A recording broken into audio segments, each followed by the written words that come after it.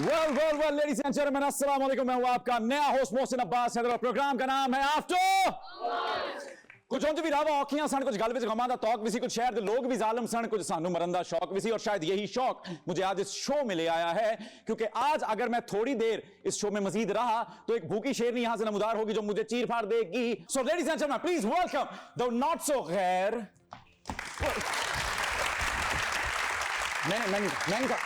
मैं नहीं था मुझसे कहा गया था ऐसे करने को। थोड़ा सा लेट आ गई तो मेरी जॉब चुरा रहे हो, ठीक है? तुमने बड़ा हिट शो किया है मोहसिन।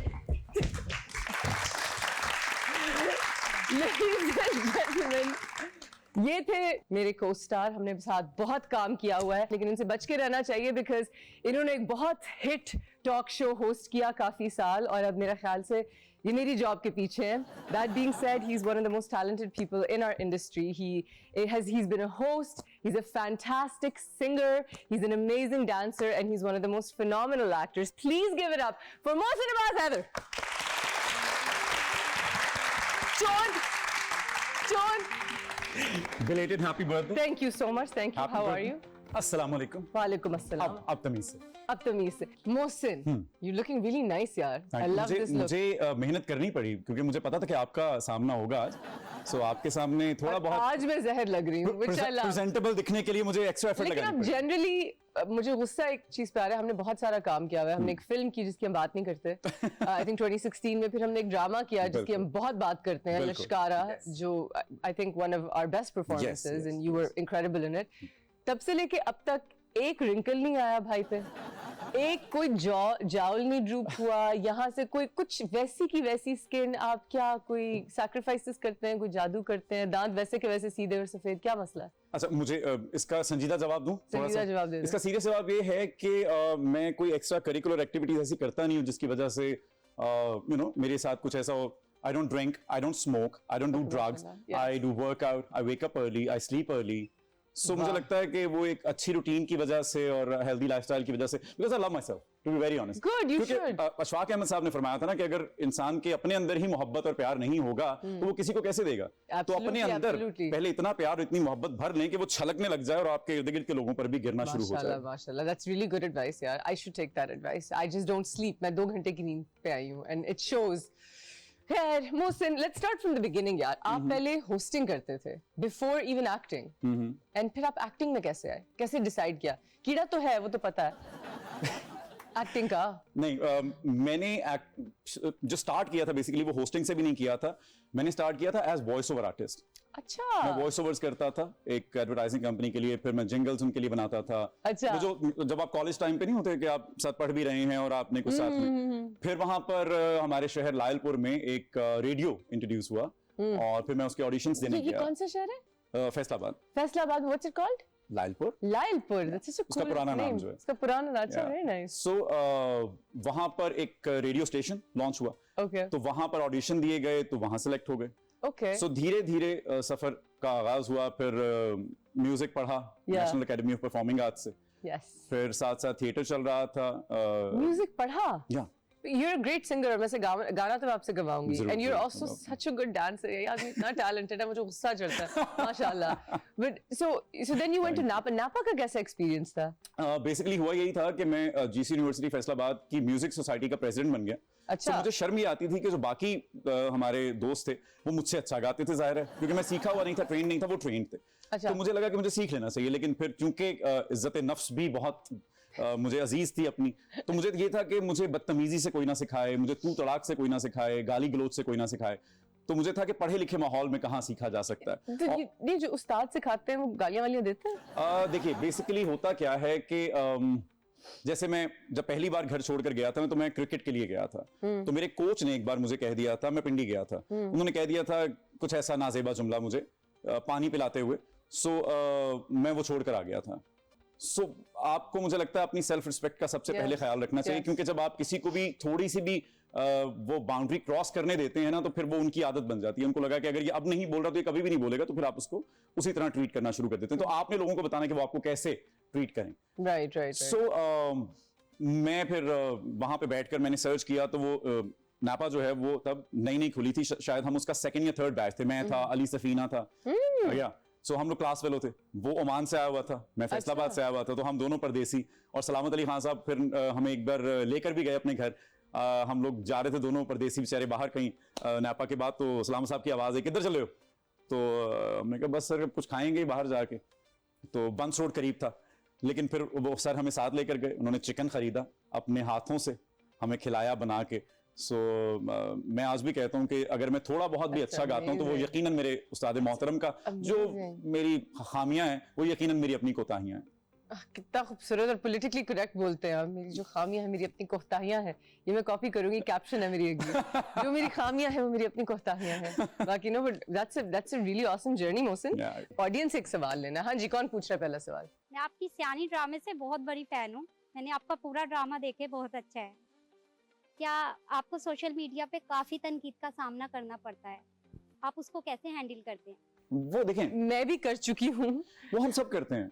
अच्छा हम तो चले लाइमलाइट में ना, हम लोगों की रेंज में हैं, वो ऐसे बिहेव करते हैं जैसे दे ओन अस, है ना। सो जिसमें कोई बुरी बात भी नहीं है, हम उनके आर्टिस्ट हैं, इस मुल्क के आर्टिस्ट हैं। आप लोग तो जो सोशल मीडिया पर वैसे पोस्ट करते हैं उस पर भी आप लोगों को क्रिटिसिज्म का सामना होता है, आपके अपने दोस्त आपको बुली करते होंगे। सो ये बहुत नॉर्मल बिहेवियर है, ह्यूमन बिहेवियर है, तो इसको उतना ही नॉर्मली, मैंने उस दिन वासिफ भाई के शो पे भी कहा, मैंने कहा my block list is bigger than my friend list. Block करते जाओ, आगे बढ़ते जाओ। इतना टाइम किसके पास है? अपना पीस ऑफ माइंड जो है ना, उसको ऐसे बच्चों की तरह परों के नीचे लेके उसको बचा के रखें। कोई भी उसको करना चाहे उसको काट दें, उसको अपनी जिंदगी से। When you came into limelight as a talk show host, did you want to pursue singing more? Like दिल चाहता था कि अब मैं म्यूजिक में भी आ जाऊं?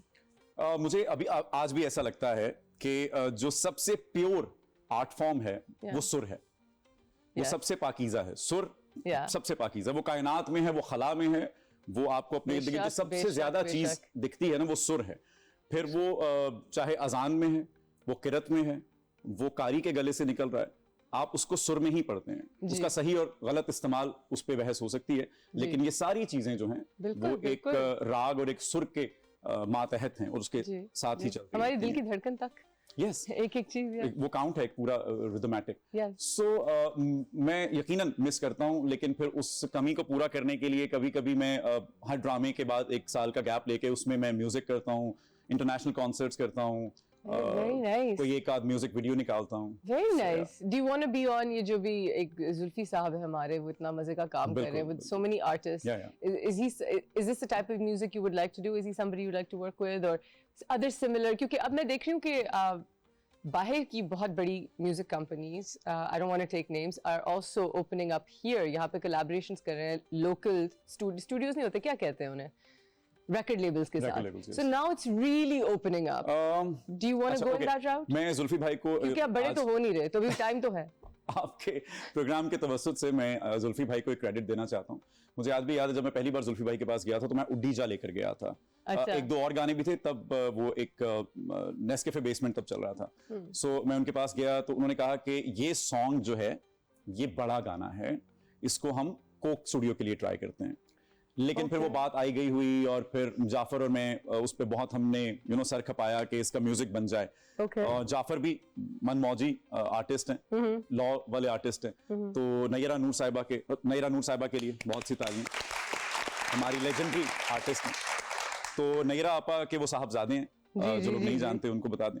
तो नैरा आपा के पास जब मैं जाया करता था तो उनको भी उड्डीजा बहुत पसंद था और जाफर उसका म्यूजिक कर रहे थे, तो वो करीब कुछ महीने, बल्कि मुझे जहां तक याद पड़ता है कि साल बीत गया और म्यूजिक नहीं बन पा रहा उसका। So one fine day he called me and he said कि कोक स्टूडियो में उड्डीजा करते हैं, इसका एक और अंतरा लिख लो। क्योंकि उड्डीजा तब एक अंतरा, क्योंकि छोटे गाने सुनते थे लोग, लेकिन कोक स्टूडियो में चूंकि तवील गाना चलता है, वो 8 मिनट का भी गाना चल जाता है। सो आई स्टिल रिमेंबर कि मैंने उनको कहा, मैं मजाकरात कर रहा हूँ, वहां पे मैं पॉलिटिकल सटायर लिख रहा हूँ, वहां पर और तरह के रैप्स बन रहे हैं। मैं उस जोन में ही नहीं हूं जिसमें उड्डीजा लिखवाया गया मुझसे आज से कई साल पहले कराची की शाहराहों पे। शाहराहों पे हाँ, मैं गुलिस्तान जौहर में रहा करता था। आई स्टिल रिमेंबर, परफ्यूम चौक के बिल्कुल सामने अपार्टमेंट था मेरा, और वहां पे रातों को जगा के जब आमद का एक सिलसिला होता है ना, तो फिर वो मुझे आज भी याद है, छोटा सा सोनी एरिक्सन होता था मेरे पास सेट, उसमें रिकॉर्ड करता रहता था सड़क पे घूम के। सो फिर मैंने, खैर ये कहानी बहुत से लोग इससे वाकिफ भी होंगे, बारहा सुना चुका हूँ। तो मुख्तसर ये है कि फिर मैंने अल्लाह मार्क से कहा कि गुजारिश की कि प्लीज अता कर दीजिए, पहले भी आप ही ने लिखवाया, आप भी लिखवा दीजिए। सो फिर वो जूं तू करके वो लिखा गया और फिर वो कोक स्टूडियो तक पहुंचा। So we want to pursue music more now that we've done Coke Studio and we worked with Zulfi. Do you want to be part of record labels and join? जो pop movement शुरू हो रही है। उसमें अफसोसनाक बात यह है कि पाकिस्तान में म्यूजिक चैनल्स नहीं है, पाकिस्तान में रिकॉर्ड लेबल्स नहीं है। अब है ना, ये तो मैं कह रही हूँ, अब आ रहे हैं। रिकॉर्ड लेबल्स नहीं है, रिकॉर्ड लेबल्स नहीं है हमारे पास म्यूजिक चैनल नहीं है। कोई भी आर्टिस्ट जो म्यूजिक बना रहा है वो सिर्फ अपने सर्वाइवल के लिए बना रहा है। Right. वो अपने चैनल पे डाल देता है, यूट्यूब पे डाल देता है। ये तो है। लाखों, और इतना महंगा शौक है म्यूजिक। जितने भी बच्चे आने की कोशिश कर रहे हैं, मैं उनको अभी बता दूं कि कोई ना कोई ऑल्टरनेट सोर्स ऑफ अर्निंग रखिए, इसको शौक के तौर पर रखिए। जब तक कि आपका कोई एक गाना हिट नहीं हो जाता तब तक ना आपको कॉन्सर्ट्स मिलेंगे, ना आपको अच्छे पैसे मिलेंगे, है ना। तो एक्टिंग के बारे में भी मैं यही कहती हूँ कि एक एक्सटर्नल सोर्स ऑफ इनकम रखें जब तक आपका कुछ हिट नहीं हो जाता। सो इसलिए ये क्या कहते हैं, लोग आसान समझते हैं मुसलमान होना, तो दूर के ढोल बहुत सुहाने लगते हैं, बहुत ग्लैमरस लगता है ये सब कुछ, मगर जो इसके पीछे की एक स्ट्रगल है, जो इसके पीछे एक पूरी जिद्दोजहद है, उसको नजरअंदाज नहीं करना चाहिए। I can imagine, and you've gone through the struggle and you've done so well.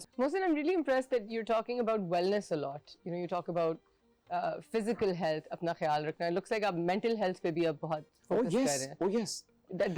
That's important too. देखिए, यही तो सबसे, अगर आप यहाँ से स्ट्रांग नहीं है, आप यहाँ से दुरुस्त समत में नहीं जा रहे, तो यकीनन आप फिजिकली भी डैमेज होना शुरू हो जाते हैं। Absolutely, है ना? absolutely. It takes a big सबसे अच्छी बात जो मैंने सीखी है इस सारे दौरानिये में, वो ये है कि जब आपका, और ये बिल्कुल कोई किताबी बात नहीं है, कोई अफसानवी बात नहीं है, ये आपको एक ऐसा शख्स बताने वाला है जिसने प्रैक्टिकली ये करके देखा है।